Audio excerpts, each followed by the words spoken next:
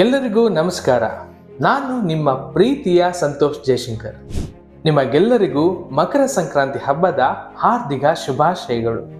ಈ ಸಂಕ್ರಾಂತಿ ಹಬ್ಬ ನಿಮ್ಮ ಬದುಕಿನಲ್ಲಿ ಹೊಸ ಭರವಸೆ ಮತ್ತು ಸುಖ ಸಂತೋಷವನ್ನು ತರಲಿ ಎಂದು ಎದೆ ತುಂಬಿ ಹಾರೈಸ್ತೇನೆ.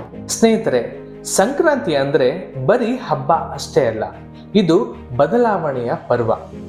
ಸೂರ್ಯ ದಕ್ಷಿಣಾಯನದಿಂದ ಉತ್ತರಾಯಣಕ್ಕೆ ಪ್ರವೇಶಿಸುವಂತಹ ಈ ಪುಣ್ಯಕಾಲ ನಮ್ಮ ಜೀವನದ ಕತ್ತಲೆಯನ್ನ ದೂರ ಮಾಡಿ ಬೆಳಕನ್ನ ತರುತ್ತದೆ.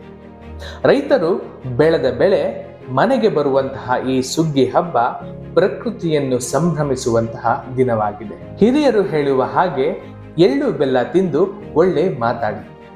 ಎಳ್ಳು ಮತ್ತು ಬೆಲ್ಲ ಹೇಗೆ ಮಿಶ್ರಣವಾಗಿ ಸಿಹಿಯನ್ನು ನೀಡುತ್ತವೆಯೋ ಹಾಗೆಯೇ ನಮ್ಮ ಮನಸ್ಸಿನ ಕಹಿ ನೆನಪುಗಳನ್ನು ಮರೆತು ಎಲ್ಲರೊಂದಿಗೆ ಪ್ರೀತಿಯಿಂದ ಬೆರೆಯೋಣ.